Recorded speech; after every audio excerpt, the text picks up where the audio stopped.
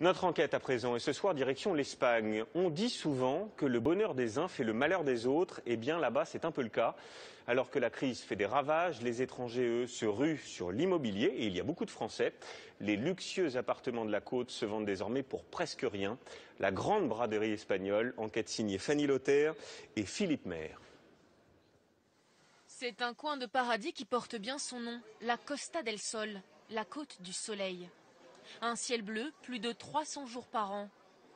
Mais depuis peu, la région bat un autre record, celui du prix de l'immobilier. Moins de 100 000 € le 3 pièces à quelques mètres de la plage.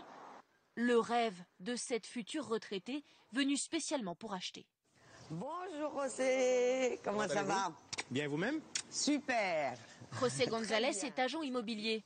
Il doit lui trouver sa future résidence secondaire. Budget 150 000 €. Je vous en prie.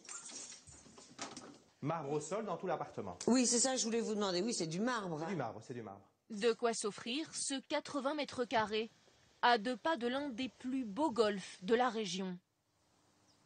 La chambre parentale. L'appartement est vendu sans meubles. Ah, c'est ce que j'ai mais dit. c'est Voilà, c'est la question que j'allais vous mais poser. je veux dire, c'est négociable comme tout en Espagne aujourd'hui. Oui. Le prix de cet appartement, 110 000 €. Il en valait plus du double il y a 5 ans. Un prix inimaginable sur la Côte d'Azur. La plage à 5 minutes, le golf à 2. Madame en France n'aurait pas pu se procurer un bien. Je pense que non. Je ne vais pas me prononcer, mais je pense que sur la Côte d'Azur, là, vous le savez mieux que moi. Je confirme. Au jour d'aujourd'hui, en France et particulièrement dans le sud et sur la Côte d'Azur, c'est absolument impossible d'avoir ce genre de produit à ce prix. Non, non, c'est impossible. Il n'y a même pas à chercher. Son programme de visite continue. Un peu plus loin, sur le même bord de mer, un autre complexe aux prestations luxueuses. Ouh là là, c'est magnifique. Et là aussi, des prix bradés qui attirent de plus en plus de Français. Voilà.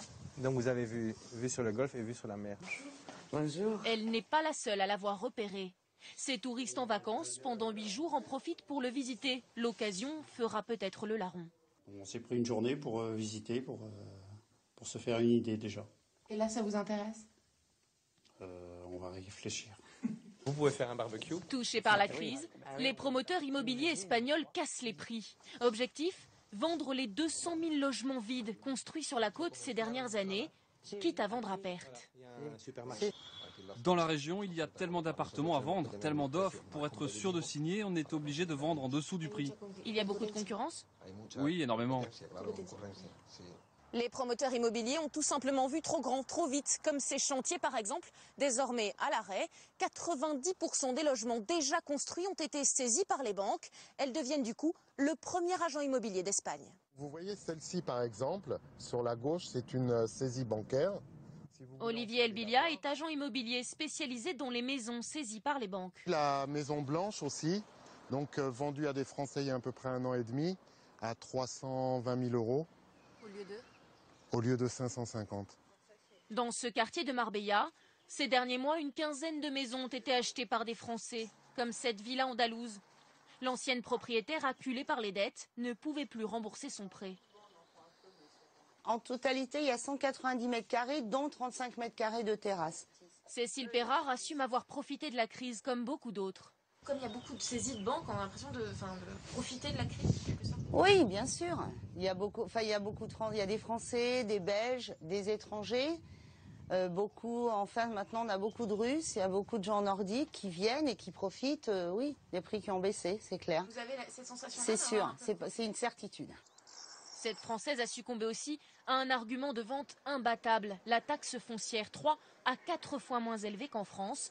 De quoi peut-être relancer le marché immobilier espagnol.